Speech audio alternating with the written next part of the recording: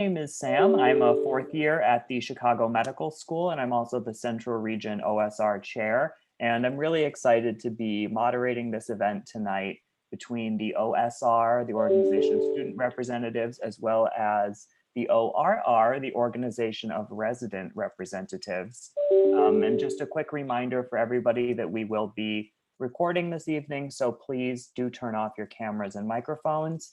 And this event will then be available for other OSRs that weren't able to join us tonight. They will be able to access that recording.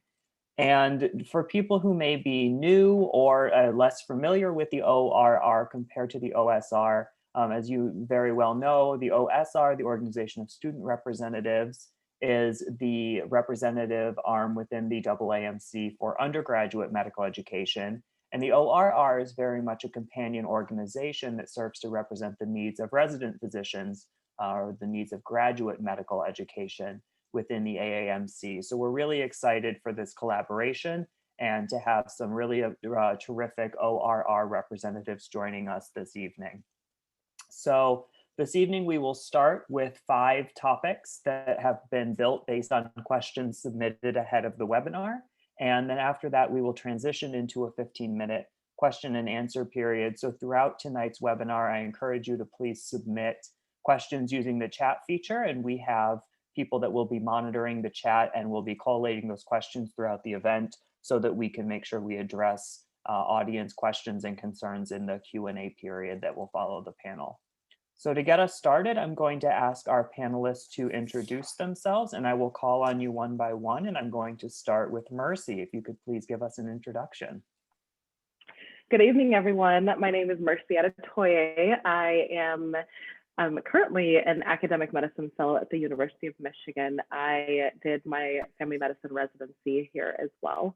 Looking forward to chatting with you all today. Thanks. And Austin? Hello, everyone. I'm Austin Witt. I'm a current intern at the Duke University Family Medicine and Community Health Program. Really happy to be here. Okay, and Dale? Hi, I'm Dale Hodge. I'm a second year at the Oregon Health and Science University in Portland, Oregon. I'm in the Department of Anesthesiology and Perioperative Medicine, and I did my MD PhD training at Albert Einstein College of Medicine. Great, thanks. Amina? Hi, everyone. Good evening. I'm Amina Farouk, and I'm a radiology resident in Long Island at Stony Brook, and it's such a pleasure to be here.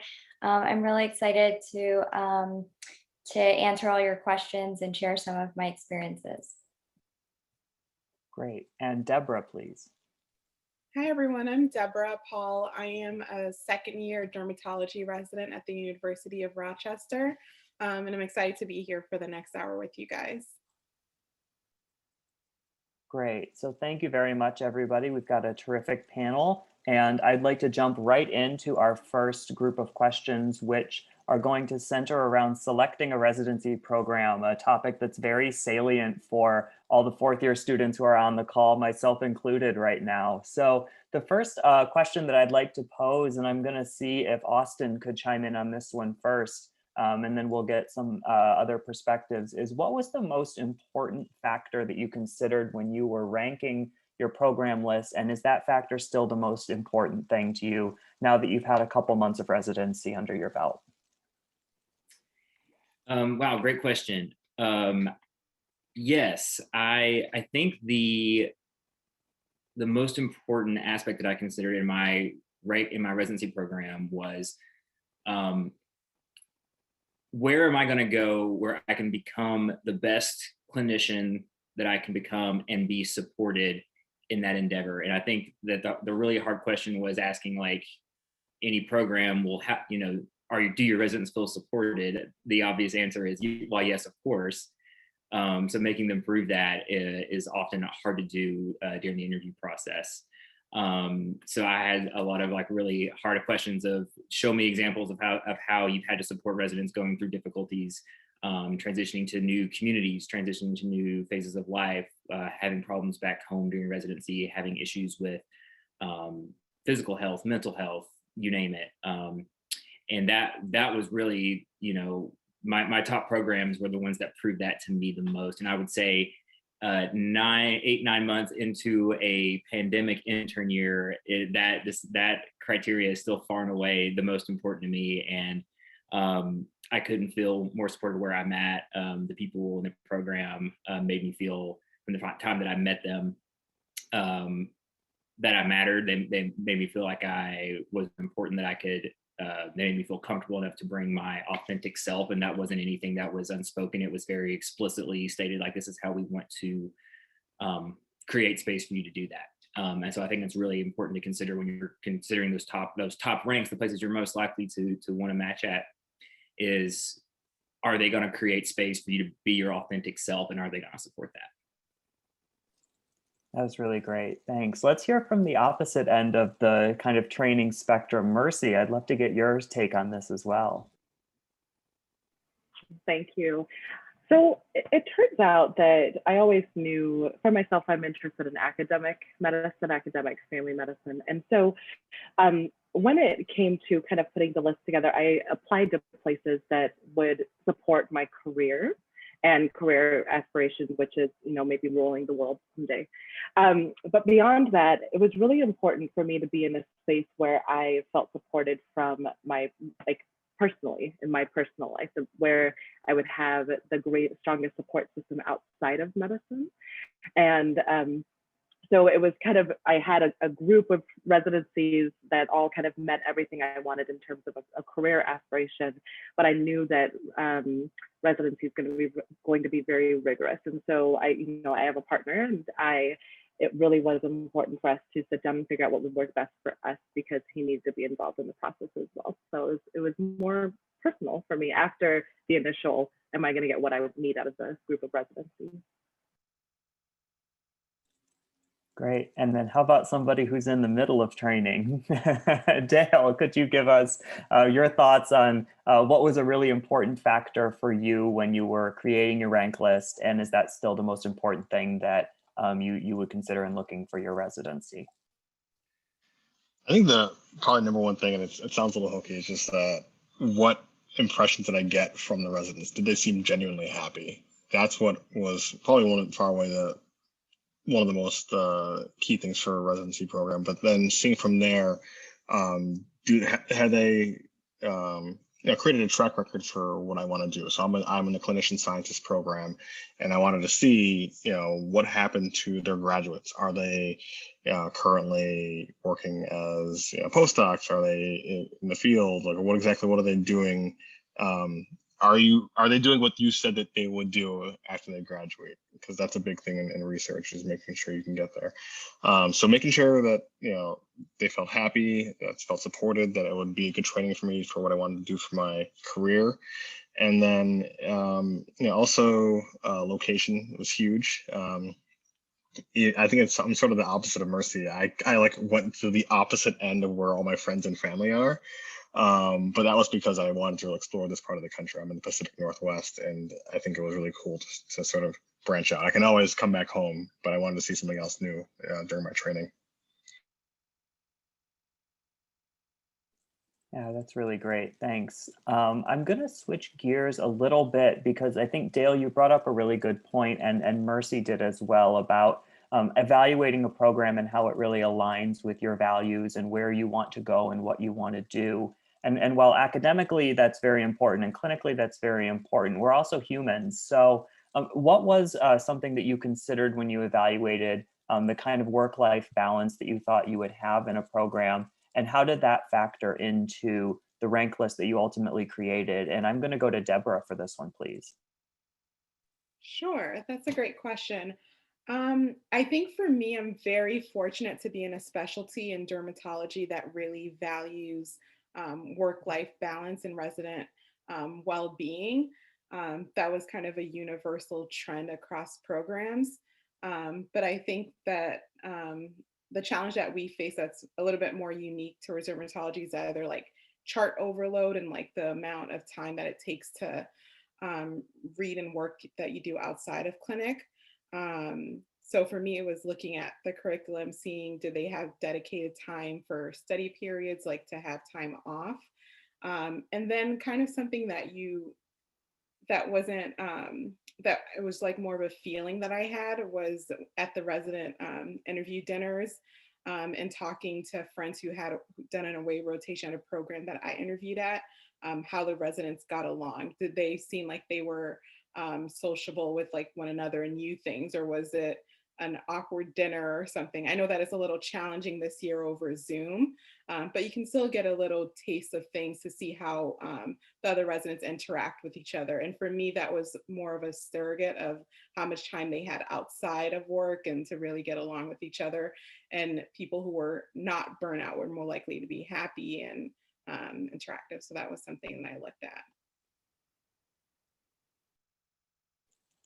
I think a lot of people have gotten sort of like, antenna to try to suss out burnout through Zoom. Amina, I'd love to get your take on this one as well. Yeah, sure. So I think this is a really interesting topic, and one that I know there's tons of different perspectives. For me, I'm also, like Deborah, fortunate to be in a field like radiology, which really values work-life balance. And But, as a resident, I think all of us can say no matter what field you're in, you're going to be working very hard for whatever period of time you're in training. So it is important to assess that. And one of the questions, so I'm a big fan of when you're interviewing, when you're talking to people, especially in the virtual setting, it's important to ask the hard questions, right? Because if you're not asking the hard questions, you're doing yourself a disservice and not getting the information you need to make the best decision for yourself. So one of the tough questions that, or I guess tough, depends on how you look at it, questions that I like to ask is, how do you as a program respond to changes by your residents, right? If a program stutters, or if a person in the program doesn't really have a good answer, in your opinion, to that, that's a sign that maybe they aren't as receptive to what your needs are as a trainee. And that's really, at the end of the day, important, because things are going to change. Your personal, you might have challenges in your personal life while you're training. You might have professional challenges.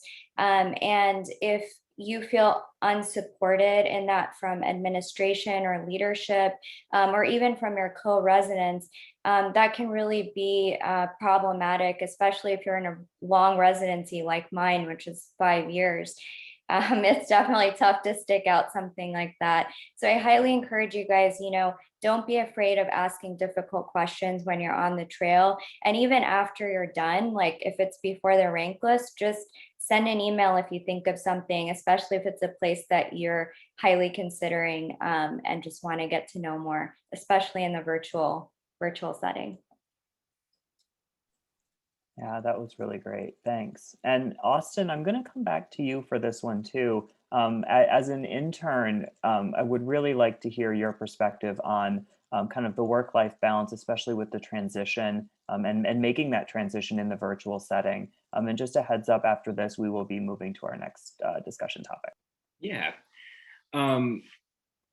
Work-life balance is a really funny kind of like, to me, like a buzzword of, hey, how do you allow your people to function as humans, like when they're not just working for you? And I think it's something that we all kind of, I think, realize. It's understood that, like someone said before me, it's going to be a lot of work. Residency, no matter what your specialty, no matter what your site, community, academic, whatever it is, like you're going to work a lot. You're going to work a lot of long hours, and at some point, you're not going to have great work-life balance. And I think that something that I look for, and I've seen bear out in my intern year, is when work-life balance gets out of whack, what safeguards are there? What structures are in place for you to reach out for help and say, hey, I am not doing well. I am not well right now. I am not whole right now. How can I get back there? How can you help me get back there? And I think that it's something like that can be hard for people to answer, because sometimes institutions will have very rigid structures say like, well, if you're unwell, go talk to this person. But I really think that finding a program that understands the pressures and the demands of being a resident, being an intern, and realizing that, saying like, hey, you're going to be on some really intensive rotations where hours are, pushing to the limit there of the ACGME work hour restrictions. And how can we take some things off your plate? Do we need to, do you need a wellness day? And figuring out just like how liberal are they with their wellness days and their sick days, and your ability to call in and say like, hey, I really need to go and take care of X, Y, or Z. And most of my top programs had that. They had some function of at least having like alternating rotations where you were on Jeopardy or off Jeopardy at some point or another, to where you could have that time. And I think that's a really important thing to look at, just what protocols, what policies are in place when you're not well, to get back to being well. That was great. Thanks so much, everybody, for a really great discussion. We're going to move now to a very hot topic. We got lots of questions about this, and that's the topic of finances in residency. So the transition from paying for your education to, paying for maybe a little bit less for your education. And the first question is really about how did you navigate paying off student debt while you were a resident, if you did, and how did you balance that with other financial obligations? And I'm going to go in reverse order, and I'm going to start with Mercy on this one. I just want to say that my medical school gives you an envelope, probably a month before you graduate, and said, "Congratulations, you're going to graduate. Here's your debt." So I had a heart attack when I saw the number. But actually, in residency, I actually encourage everybody to consider not putting your loans in forbearance. So for me, I had my loans in forbearance during the first year, intern year, because I couldn't imagine paying anything extra, beyond like just learning how to do medicine that year. But the way income-based repayment works is if you're making nothing, they don't expect you to make anything. They don't expect you to pay anything. And so it's kind of prorated depending on what your salary is. So the most I paid when I started to pay off loans in second year was only about $230. And it was something that I could do while I was in residency. So every kind of payment you make, especially if you have government debt, educational debt, every payment that you make goes towards public service loan repayment during that time. So even if they come back and say, hey, you make pennies, so you don't have to pay anything, every single time you get one of those bills that says you owe $0, that counts towards public service loan forgiveness. So I would encourage everyone to kind of consider that, because if it depending on what your salary is, if it comes back and you calculate your budget and it's like, oh, okay, I can't make that fly, you can always put your loans in forbearance. You have, I want to say 3 years during the life of the loan that you can be in forbearance. And residency is one of those times that it actually doesn't go towards, you don't have to start paying off loans during that time. So that's how I approached it. But I want to acknowledge the fact that that number is big, bad, and scary. And a lot of us are going through it. And it's okay to look at it, be scared, put it away for a minute, and then come back to it and consider coming out of forbearance and seeing if you can pay a little bit off each month. And I want to say too, the AAMC's first team, the financial aid team, I believe it was just about this time last year, did a really fantastic webinar about public service loan forgiveness and some updates to that program, as well as the different repayment schemes. So all that is available at the first website. And we can probably drop a link to that in the chat. Dale, I'd like to get your perspective on this too, about managing student debt payments as well as other expenses or investing even in residency. Sure. So in regards to paying off the loans, I was fortunate enough to do the MD PhD program, where a significant portion of, all my med school is paid for. But I did have other loans that I had to take care of. And also I married one of my classmates. So her dad is now my dad. But taking the public service loan forgiveness route is, the route that I I have taken, very similar to what Marcy said.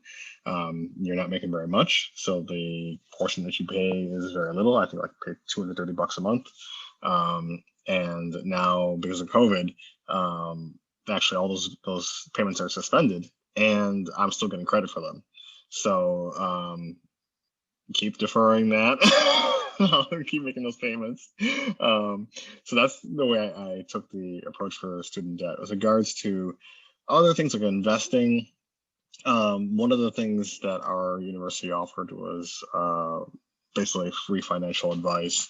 And I think the kicker is that, they hope that eventually one day after you're attending that you will sign on with their group and continue financial advice. But in the interim time, it's free and it's great advice. And it's not based upon what they sell you. It's just based on the just advice that they give. So I have taken advantage of that, and it's been really great in terms of planning for planning a family or buying a house. There are all these things which are like sort of like the milestones that you go through during residency and later on your training. They've been really helpful in terms of planning for that. And then one of the benefits of being a resident is that you are busy, very busy, and you don't have, at least for me, I don't have very much time to spend the money. So I save up a good amount through that. And also depending on your program, like we get a meal stipend that's like $200 a month. So that helps a lot. And sometimes we do things like parking. In Portland is very bikeable, so they pay me $30 a month to go ride my bike to work, which is good for exercising. It's actually a couple hundred dollars. So anyway, it's really there are a number of different ways of balancing this. You just have to make sure you are wise and sort of talk to people who've done it ahead of you. That's really great. Thanks. And just as with the last one, it's a really great segue into our next topic for this section, which is about being proactive about financial literacy. And I'm going to phrase this as, for students who are about to start residency, what are things that students can do ahead of time to kind of hit the ground running with respect to money management, but also for people who are getting near the end of their training and might be starting salary negotiations or looking for that first job as an attending. Are there resources now that you found yourself relying on? And I'm going to go to Amina to start this one off, please.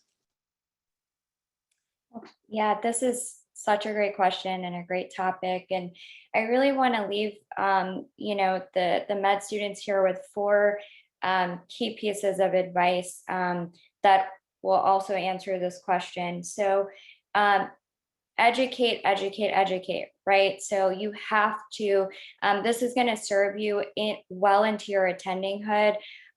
So learning about like basic financial terminology is super important. We don't get that. I mean, I never took a class in college where people taught me, basic things about loans and investments and, different things like that. So you really need to familiarize yourself with that. There are tons of free resources. Everyone keeps typing white coat investor, which I also highly recommend. If you don't want to buy it, get it from the library or ask a friend to loan it to you. It's an excellent book. And for someone like myself who has like zero financial knowledge, it really brings you up to speed in a very basic way. And then there's lots of free blogs out there. I can type a few in the chat box in a second. The other thing too is when you're a med student, the earlier you can learn to save as much as money as you can. So whatever it is, like not eating out as much, not like making your coffee at home, simple little things like that, that will help you save. That way, all of that money that you're saving, you can use that to pay off interest in your student loans. I just paid off all my interest last summer. So I took like advantage of COVID and I was just like, they are stopping interest. So I'm just like, stopping all of my fancy expenditures and just in 6 months, I paid off all my student loan interest. And now I just have my principal to pay down, which is a lot easier. And then the last thing is this is something that you can use right now as a medical student, when you're a resident, and as an attending. Don't make big purchases right now. And by that, I mean, everyone wants to buy that fancy car, or they want to buy that big house, or add that 75-inch TV. I know when things are on sale, it all looks very like enticing, but it's just not worth it at this stage in your career to make those big purchases. People usually say about a year after you're an attending, when you're kind of settled down into your job, that's where you want to stay. That's the time when you can start thinking about your house, new car. But if you're comfortable, I mean, don't get lost in this rabbit hole of like, oh my gosh, I'm a doctor. I have to, have the doctor mansion, and I've got to have the doctor car. And you don't have to. You live life and follow finances based on your own personal values. And that's going to put you in the best situation possible. So. That was really great. Thanks a bunch, Amina. As exciting and important as finances are, I think we've had a really robust discussion in the chat. I would really encourage people to take a look at some of those resources that have been put in the chat, especially the first resources from the AAMC, as well as the White Coat Investor, and also anything else that people have found useful. Feel free to use that space to share. I'm going to transition us now to our next topic group, which is work hours and work-life balance. Again, I think this is something that's very salient for all of our fourth years now who are getting ready to submit their rank lists and to match in just a few short days. So the first question, and we touched on this topic a little bit, just given where we are in terms of the world with a pandemic. But did your schedule change in residency, and how did the program really take resident wellness into account if any scheduling changes were made? And I'm going to start with Deborah on this one, please. So for me, I think my schedule is kind of back to how it was pre-COVID. I think for a lot of people, things were kind of in pause for more of the outpatient specialties during the early stages of COVID, and obviously more ramped up for those who were in the ED or on the floors. I think that something that ties into work-life balance was something that was important to me, was having time to travel. And obviously you can't do that with COVID. So I think this period had forced me to kind of reevaluate what things are going to make me happy and to fill that gap that I'm not getting because of travel. And kind of bring me closer to my co-residents. And I think that that's something that I'm going to take post-COVID, that you can always reevaluate, and that will always change things that are going to make you happy in that balance that you're going to have. And I think it's important to know that there are periods of times that you're going to have your work that kind of supersedes things, and then other times where your life, and it's going to be kind of a seesaw going back and forth, and it can go back and forth higher or lower depending on what your values are. So important to just maybe before you even start residency during this time to maybe write down some things that are non-negotiables for you in your personal life, and things that you want to hold on to no matter what, that you can kind of look back on and to try to prioritize during residency when times get tough. Especially for me, an intern year can be pretty brutal across all specialties. For me, I was in internal medicine for intern year. And then kind of tying back to what Dale said in the last question with the finances, that intern year, you really don't have time to kind of be broke because all of your time is dedicated to working. But it's helpful to at least have a couple things that you're saying, hey, this is what is critical for my well-being and critical for me to be a good physician, and I'm not going to let that go. Whether that is family time, that you're going to have dinner with your family on Saturdays, whether you go to church and that's your dedicated time, or your workout, just hold on to one thing and make that non-negotiable for you. That's great. Thanks a bunch. And Austin, I'm going to put this next part to you. Does your schedule in residency correspond to what you thought it would be? And have there been any surprises as you've actually navigated the transition from medical school to residency?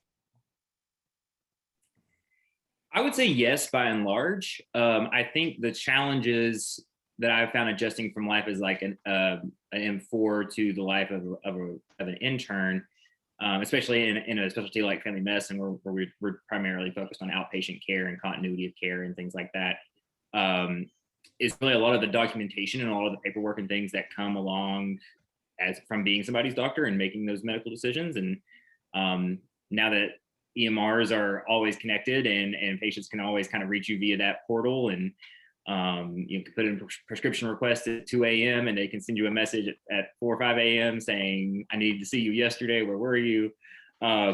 Sometimes it can be a little overwhelming to really to be able to separate work and home life. And I think that was something I wasn't quite as prepared for, was figuring out, especially in a world of COVID where you can't really go out and spend much time doing your usual hobbies or connecting with people or meeting up and exploring things like that, that there's always we're all kind of built that way. There's always something to work towards and always something to be doing. And if you're sitting at home not doing something when you could be doing something productive, you have a little bit of guilt and a little bit of shame of like, oh, I should be like learning these things, or I should be following up on these things that I promised I would do before the end of the week, or things like that. And I think it's just really important to set firm boundaries with yourself, to say that like, if I have to come home and I have to chart, I'm not going to chart past X time in the evening, and say that if I don't get that done, then I'll find space the next day to do it. Or I know that I'm going to have a family FaceTime or something coming up on the weekend, and say like, well, I know if I have X amount of work to do, I have to have it done by this time, and really sticking to that. There's a lot of the same principles that you pick up being a medical student, but I think when the lines between work and home are blurred with charting and paperwork and things like that, it's really important to bring those to the forefront. Yeah, and I think a really valuable comparison here would be with Mercy, if you could give your input on this as well, being in the same specialty as Austin, but also having gone through the full residency experience. What surprises or kind of assumptions did you make about schedule, and did residency schedule live up to it? Thank you. I'm glad I actually get to speak on this. Mine was actually quite different than what I expected it to be. So I expected to come in and do more outpatient medicine, and in my program you end up, I'm pretty sure we are well trained to be hospitalists as well. And so I spent a lot of my time during intern year in the hospital and got really good at reading EKGs, being on cardiology in the ICU, et cetera. And so I was very surprised by that aspect of it.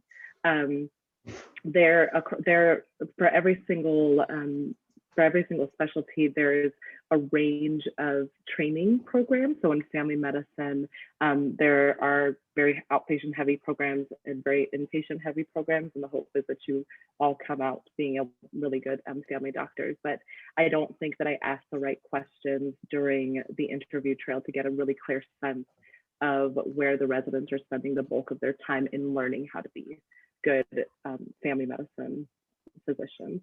So that was the part that was really surprising. My program does a really great job that when you spend nothing lasts forever. So when you spend a stretch on a very inpatient heavy or a very rigorous kind of time intensive rotation, they follow that with a rotation where it's a little bit more relaxed.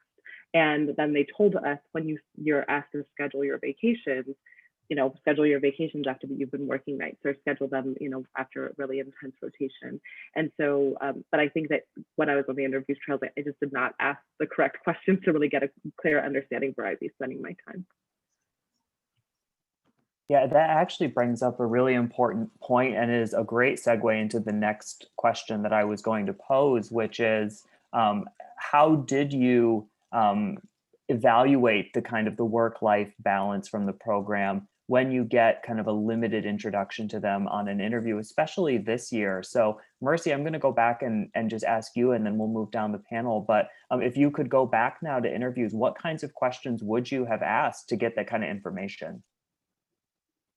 I think that it's just that specific question, where do you spend the most of your time? So during intern year, how many months am I spending, in the OR? How many months am I spending on inpatient? How many months am I spending on outpatient? And how many hours do you think that you work during that time? So because on an intensive rotation, a resident will tell you, yeah, that's probably the one rotation that I probably got up to the 80-hour work weeks and had to be really cognizant of making sure I don't go over that. So that's one question. That's one question I would ask. The other question I would ask in terms of balance there is, what happens when you're on service, the service is overwhelmed? How does your jeopardy system work, right? Like that, who comes and does backup?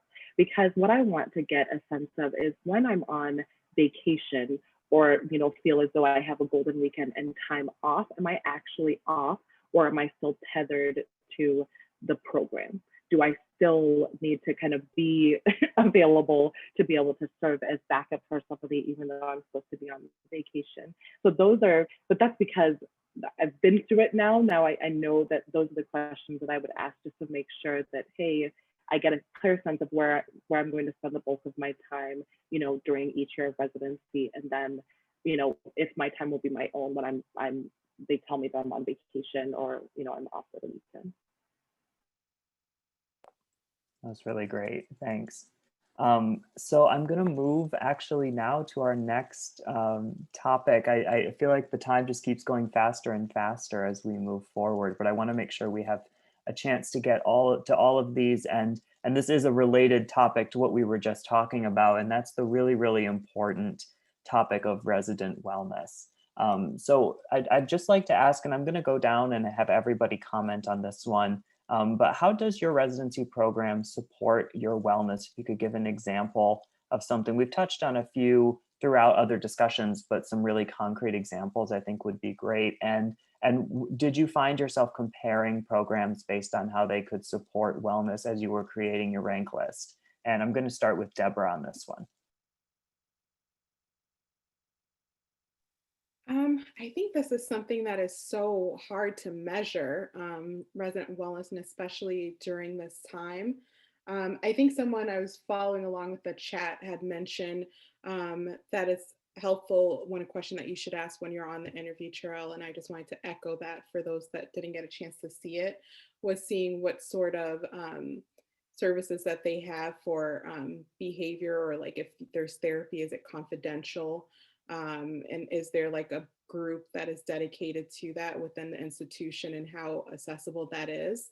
And if there's any way, if during your rotation months that you have a challenging time, can you step out to kind of have that self-care? I think would be really important to ask. I think for my program, they do like such a great job of prioritizing us. Like we have a extensive resident fund for this. And then especially during COVID, when a lot of departments had a huge financial hit, a lot of the attendings actually went out of their own pockets to make sure that they could still fund a lot of the things that we were doing. For example, we had our interview dinners, and they actually made sure that we had catered dinners and catered drinks, and that was all paid for by the attendings. Since the department obviously struggled with COVID and everything going telemedicine, I thought that just showed how invested they were in our well-being.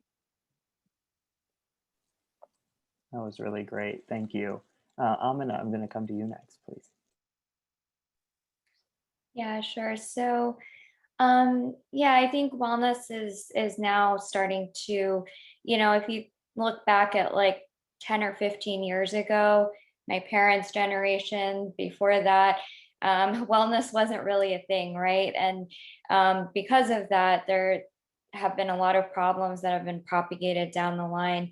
And I think my program specifically, we have a wellness committee. So a graduate medical education wellness committee. And they have one resident from each department. So radiology, internal medicine, surgery, psych, all come to that, and they come up with, ways to improve the wellness of all the residents.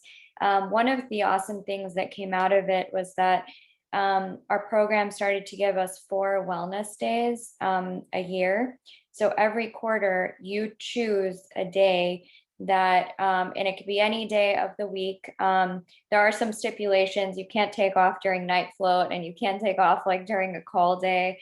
But, it's just a day of the week. Like, let's say you have a doctor's appointment that's very difficult to get, or you have, some family event that's really important to you.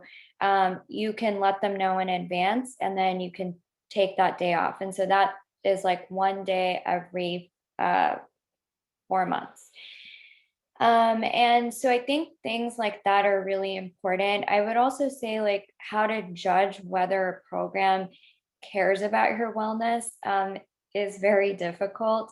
I would personally assess that by looking at the residents and talking to them, just like how good do they feel.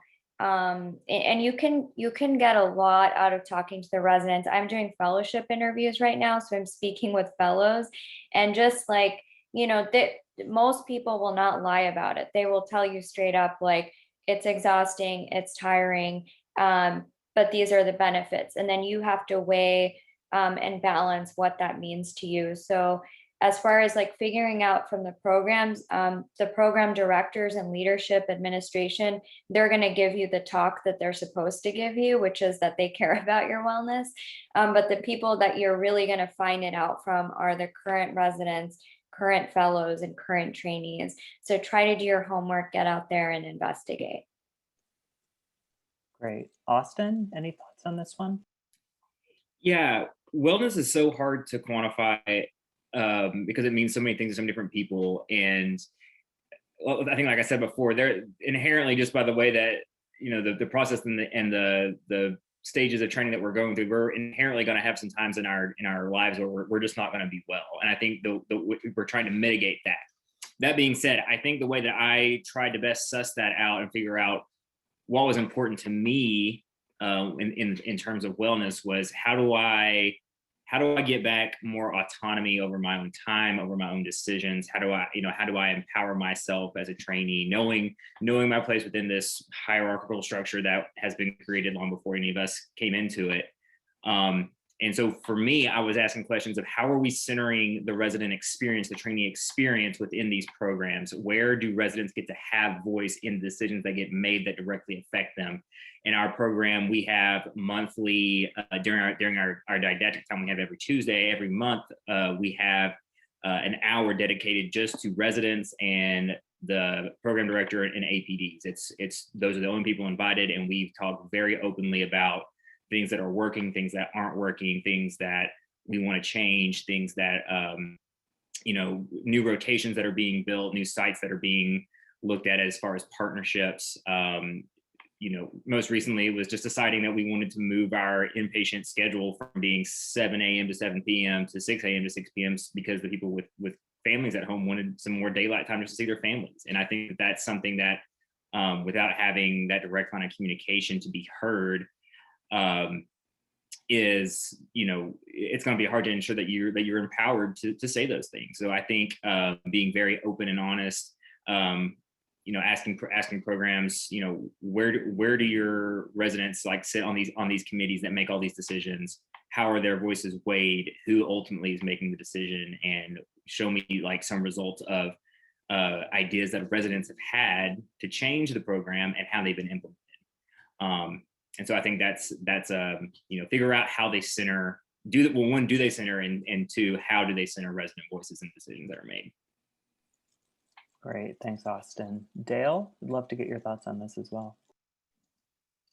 Sure, there are a lot of different things that I've heard from a lot of different programs that are similar in terms of like making sure that the call schedule is appropriate. Like, that's a huge thing. There's a call committee. That's something that contributes huge, enormously to resident wellness. There's also like wellness committees, making sure that they know that you're gonna be there a lot. They know that you're gonna be putting a lot of time in the hospital. How can they make the time there easier? One thing that they've implemented is an after hours credit. So like they try to get us home by 5 o'clock, and for every 10 hours, if we, stay like at 6 o'clock, you log that hour. And for every 10 hours after 5 o'clock that we stay, we get an academic credit day.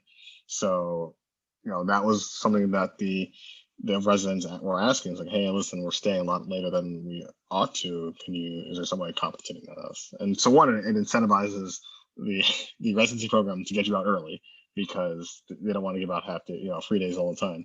But secondly, it holds them accountable. So there was that, making sure how many golden weekends you have, that they're sticking to it.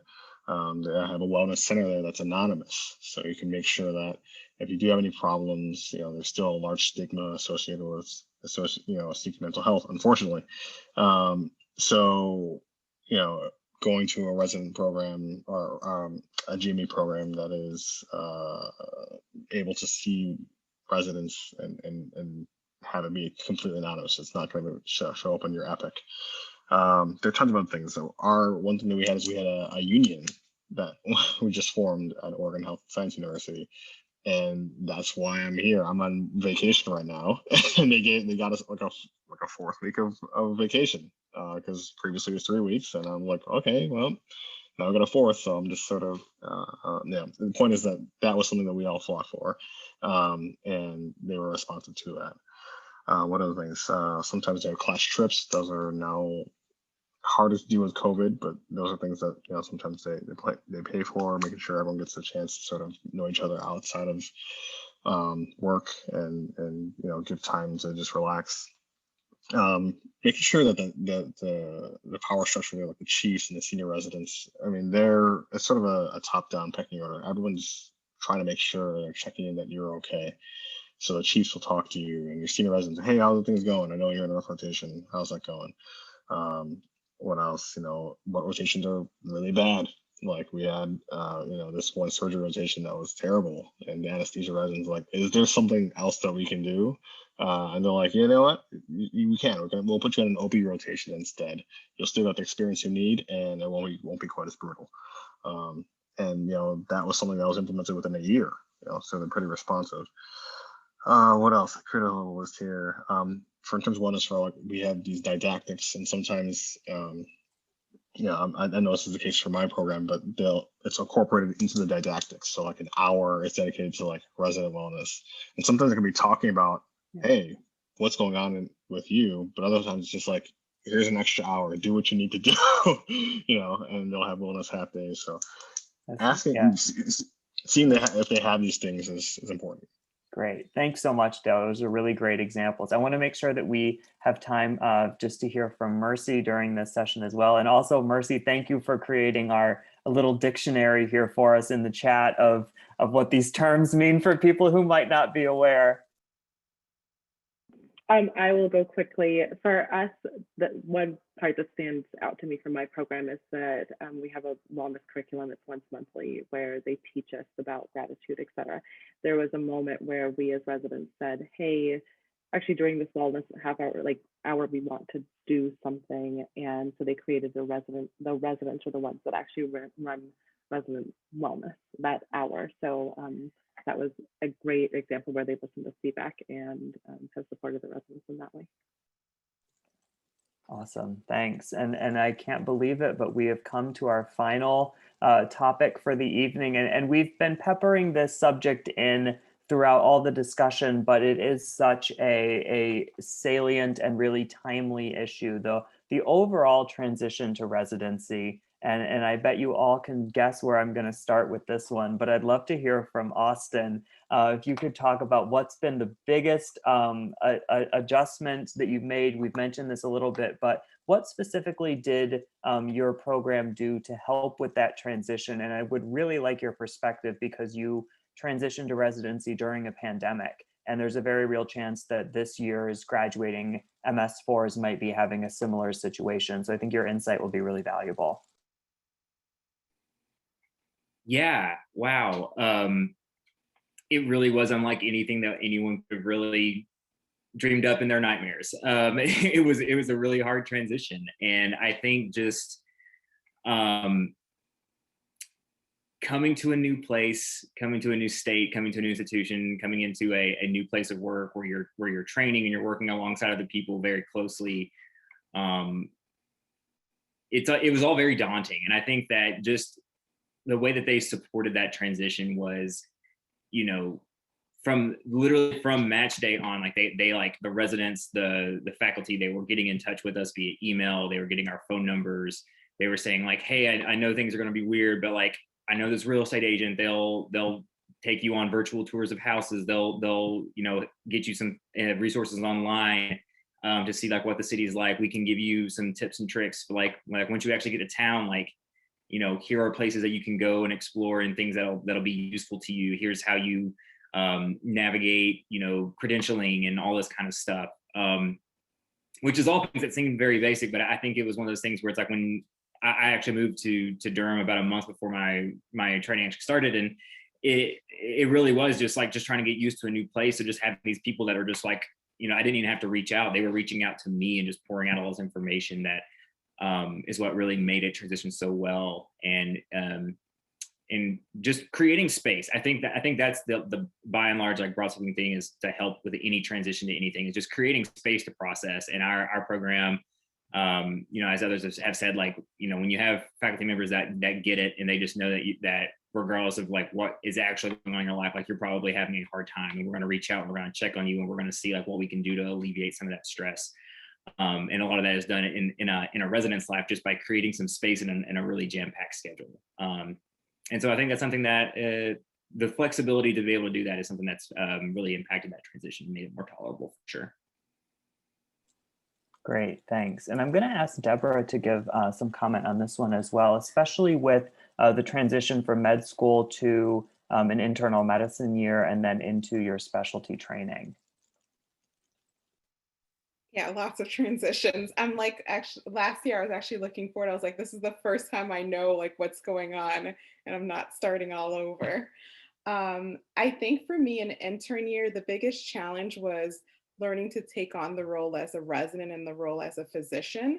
Just because as a medical student, you don't have as much autonomy. Not that I'm practicing on my own right now. Um, but you're trying to kind of navigate a new system. And I'm at my home program where I went to medical school for my dermatology residency, but I did my intern year in a different state at a different hospital system that I had no idea. And there was like a different EMR. So you're like navigating all of that. Then there's medical students rotating that you're also have like an obligation to teach and interact with, when you're also like, oh, I'm just an intern trying to balance everything. I just like learned to get a direct route to the resident room like last week. Like there's just so much going on. And then obviously also living in a different area and trying to navigate that was pretty overwhelming. But I think that that's something important to know, is that this is something that's likely shared among your peers. So have those conversations, because there are others in your class that is feeling the same exact way. And then switching over, when I went from internal medicine to dermatology, there was a huge like gap of knowledge of trying to learn everything. Like I knew how to do ABGs and do all that, but bring a rash. And I was like, I have no idea. And this is like what I'm supposed to do. So it was a steep learning curve as well. And I think during that time, it's just about giving yourself grace and like knowing that this is not, you're not expected to know everything on day one. You have 7 years or so to learn everything, and really rely on your peers when you have challenging times. Yeah, I think you bring up a really good point about that feeling of like, okay, well, I'm a resident now, I'm supposed to know everything, right? And it's like, no, you know exactly what you knew on your last day of medical school. So I'm wondering if anyone else has had a similar experience they'd like to comment on that. I'm going to call on Amina, if you could, just because you've also gone through that transitional year experience. I think that would be a really valuable contribution. Yeah, sure. So much like Deborah, I started intern year kind of like I first of all, let me just preface this. I did my internship at one of the most grueling hospitals in the country, 900-bed hospital.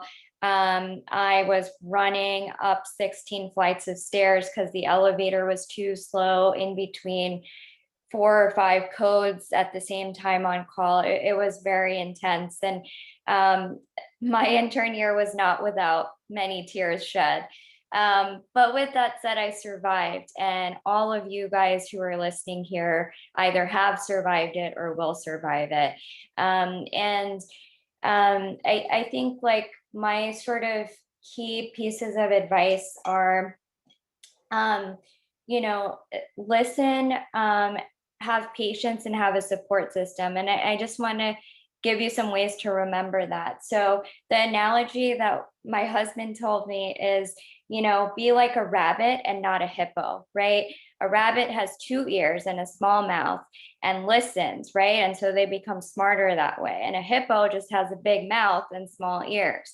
So you want to be like the rabbit when you're a resident, and especially when you're an intern. Listen to people. Everyone has some advice to give you, whether it's the nurses or the techs. Even your patients can provide very valuable insight to you as you're navigating the whole situation, especially early on. And the second thing is patience. Everyone will tell you, like, you need to give yourself at least 6 months for an adjustment period. So like Deborah said, like, you have time, like give yourself the grace and forgiveness to realize that you're still learning. And each day, if you just pick up one new thing, you're doing great. I mean, that's 365 new things that you'll learn by the end of the year, which is a lot.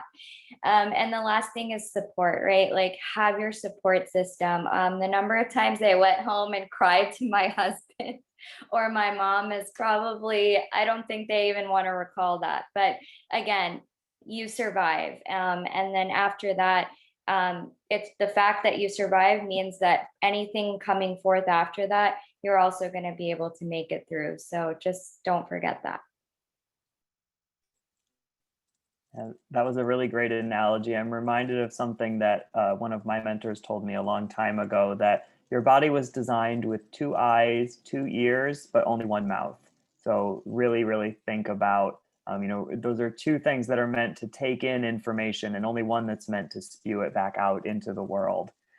So this has been a really, really robust discussion. Thank you all so much for your time and for your insight. I'd like to transition us now to the Q&A portion. And so throughout this event, we have been collecting questions. We've been collating them into themes. And as those of you who know me know, I'm never one who's lost for words. So if we run out of questions that have been submitted, don't worry, I have plenty to fill the time, and we will continue to extract all the pearls of wisdom that we can. So a lot of these center around the process of putting together the rank list. I think that's where a lot of students' heads are right now.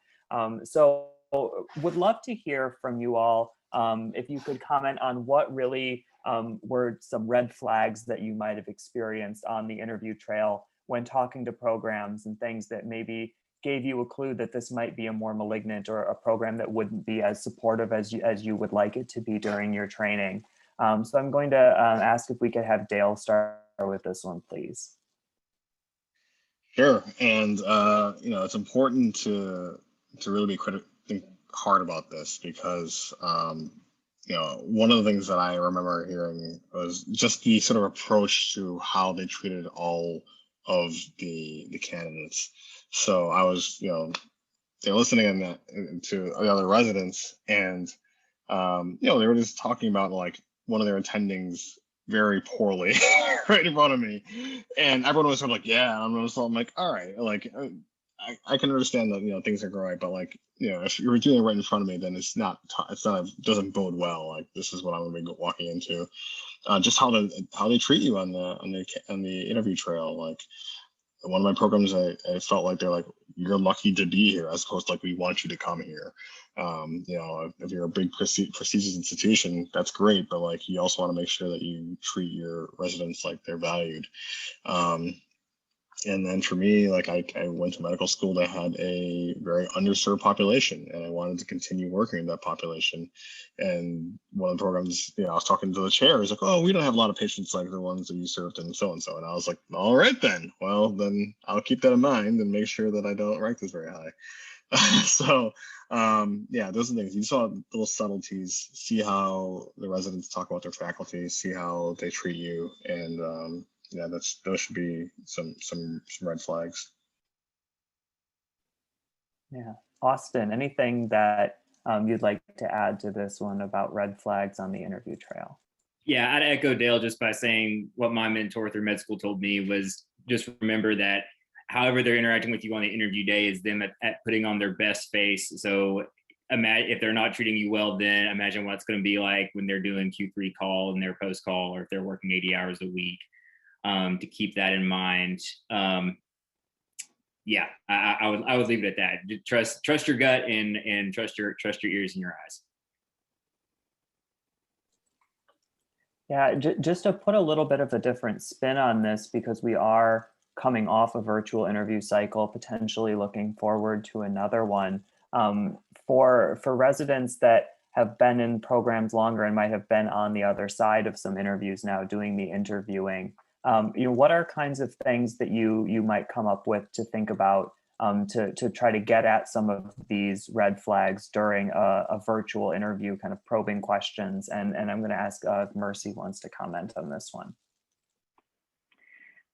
For me, when I was thinking of program, it was really important that they had thought about the concept of health equity and inclusion.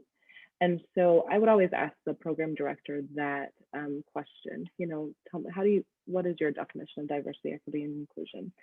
And what I was looking for was that they had thought about the question, not that they knew the answer to it. And so that's how I got to that, to figure out if they were thoughtful about their process, even if, you know, they didn't have very many people of color in their program.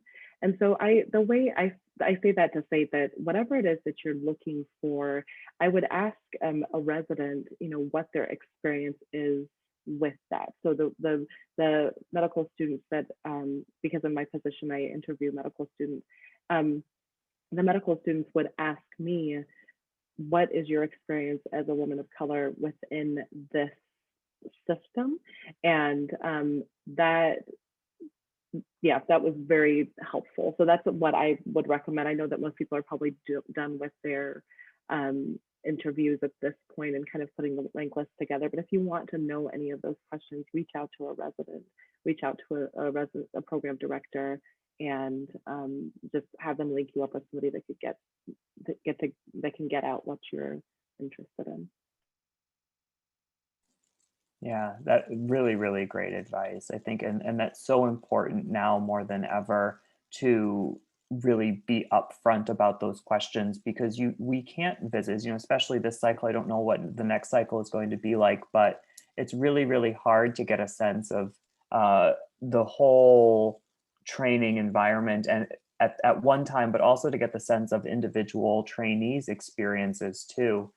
So really, and as someone who's gone through this cycle, I really will echo the power of reaching out to residents. I think everybody has their kind of antenna up a little bit, and they're much more willing to take an extra hour and do a Zoom call this year, because they know that applicants are in such a odd, and really there's no manual for how to go through this cycle. So I found that everyone has been very welcoming and has said, yeah, absolutely, no problem. Like, you know, we can chat on Saturday or something for an hour if you have specific questions. And also, not that I'm, you know, the sage advice, but would really recommend reaching out to residents that you didn't meet on interview day, because you only meet a small number of them. But if a program has, you know, 10 residents a year and you met 3 of them, there's 37 others that you could also reach out to. And so even if someone during your interview day doesn't have the same kind of life experience that would be really important to you, or the same interest that would be really important to you. Ask them if they know a colleague that does, and if they can't point to what a colleague's interest might be, I think that might be kind of a, you know, a red flag in and of itself. If they, you know, if one resident isn't able to identify what one of their peers might be interested in. I'd like to put another question, and this gets at some of the things that have come up in the chat as well.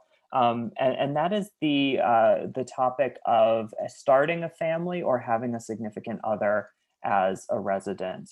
So I don't want to put anyone on the spot. You know, you know, if you don't want to talk about this, that's fine. But for those of you who are married, what has that been like throughout training, and how do you cultivate that relationship? I'm going to start with Dale, and then I think we'll go to Amina.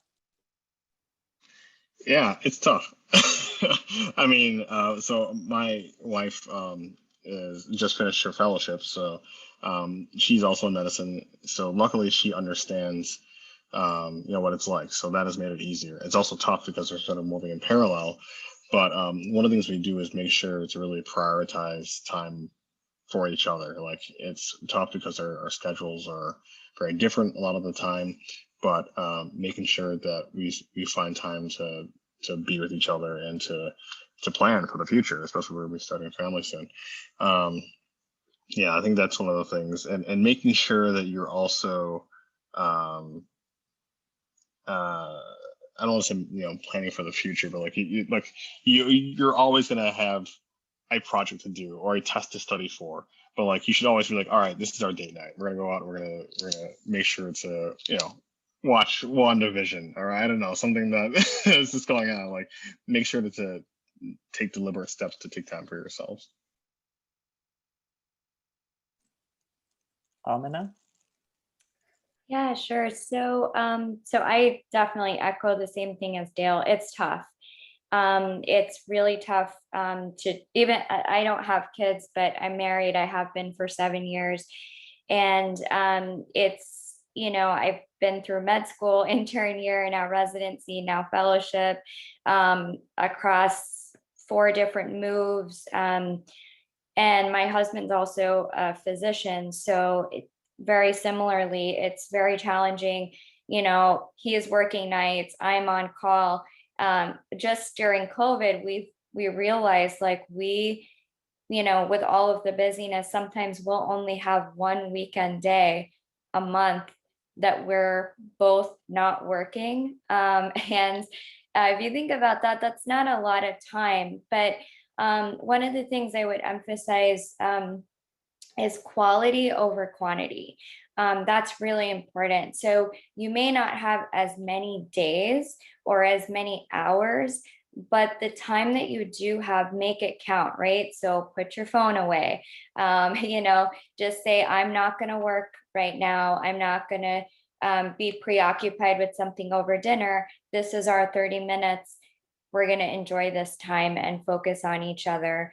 And that, I think, so even if you just have one day, right? Like, on that one day, we do everything we want to do. We explore, we eat at that place we wanted to go out to, and, you know, we make plans for our next vacation. And we really just try to make the best out of that, and realize also that it's temporary. Training isn't going to last forever. It's a tough period of your life, but once it's done, you get to control to a much greater degree how much time you want for your family and with your spouse. And to the women in the audience, because I know that there's a lot of questions about childbearing, have kids when you want to have them. Your program will accommodate you. They are required to accommodate you. And if you feel, you should ask questions about, do they have dedicated lactation rooms for breastfeeding? Even if you're a male in the audience, you know, what's the policy on paternity leave? These are all questions that 10 or 15 years ago used to be taboo, but they're not anymore. And if you're not getting straight answers, those could be red flags. So definitely, don't be afraid to ask those questions, especially if you already have a family or are thinking about starting one in residency. Really great, thanks. Anybody else want to comment on this one? I actually want to comment on it because my partner is not in medicine at all. And so going into it, the conversation was during this time of my life, I need that I will be taking a lot more of the air in the room in terms of the amount of work I have to do. The fact that our schedule is kind of a family of two is just based on me. Acknowledging that piece of it, but ensuring your partner knows that it's not forever, right? So after this part where we're intensely focusing on making sure that I am successful, that I, make it to my rotations at the time, that I have, the Thai food that I want or clean clothes. But knowing that it's only kind of a very discrete time in life. And then, after we transition out of this, we can focus on other things. And so I think that conversation was very important. And in fact, I had to have that conversation with even my best friend, who was used to being able to text me, Instagram me, call me whenever, and I would just kind of be available. But just acknowledging that, hey, in this time we're doing a lot of support of me, but it's not going to last forever. Great. And to kind of round out this discussion, one question that I think is a really good bookend for this is, what advice would you give to medical students who are just starting their clerkships and are really going to have those first clinical experiences, being where you are now as a resident? I'd love to hear, we'll start with Deborah on this one. What, looking back, what would you tell medical students? I think to just take it all in. I think that there can be pressures when you're going to rotations to get that grade to build the application. But I think something that, and I think someone had asked this question earlier from the list that we were sent, was, do you have any doubts about your specialty choice? And I think that the clinical rotations are a time of immersion to really define what you want out of your career in medicine. Um, and you have it, and it's something that's pretty short because you just have the 1 year and third year. And then by that point, you'd have to make a decision, but unless you take a year out. So it's important along the way just to reflect. I think the AAMC actually they had a sheet that you can ask yourself different questions of that you can debrief at the end of every rotation. And that was something that I did throughout all of my core rotations. And I actually went into medical school and was going to be a surgeon, and then found dermatology kind of last minute. So all the way in a different extreme. And something that really helped me at the end of the day, at the end of third year, was sitting through all of the sheets of notes that I had, reflecting on what I liked about a rotation, what I didn't like, and then kind of taking that and applying it to another rotation, saying, oh, maybe I didn't like inpatient. Why didn't I like inpatient? What about that? Was it specific to the people I was working with? Was it specific to the topic, to the work? Just to kind of tease out things and to have that, all that information when you go to reflect and make that decision. And I think that it's also okay to not know 100%. Sometimes it takes you to be there, and sometimes people change their mind after going through a residency that that's not the best fit for them. I think for me, going through the interview season, I still had some doubt, just because that was such a contrast to how I had imagined myself as a physician. And I'm over the moon thrilled with dermatology. And that was something that didn't click until I actually became a resident. So just to let you know, like after intern year, still was like, I really hope I like this because I'm kind of far in. And then it all clicking when I started residency. So okay to not be 100% sure, but collect as much information as you can during this time.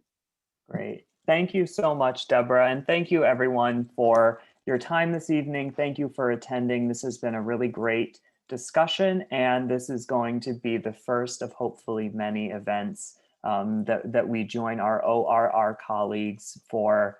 What you can see is really just a tremendous wealth of knowledge, experience, and advice that we can all take with us as we navigate this sometimes windy road of getting from point A to point B and getting into residency and then beyond. So I really want to thank everyone who was on the panel this evening, and thank you to all of our AAMC staff who made this evening possible. Please continue to use the AAMC Financial First resources, as well as the Careers in Medicine page, where you can find a lot of the resources that we've referenced this evening. The recording of this event will be made available. And if there are additional questions that you have, please do not hesitate to reach out to your university OSR reps or to your regional chairs, and we can direct them to the right direction. We also will be fielding questions from the OSR overall email address. So I'm going to invite everyone to disconnect from the call at this time, and please enjoy the rest of your evening. Thank you, everyone.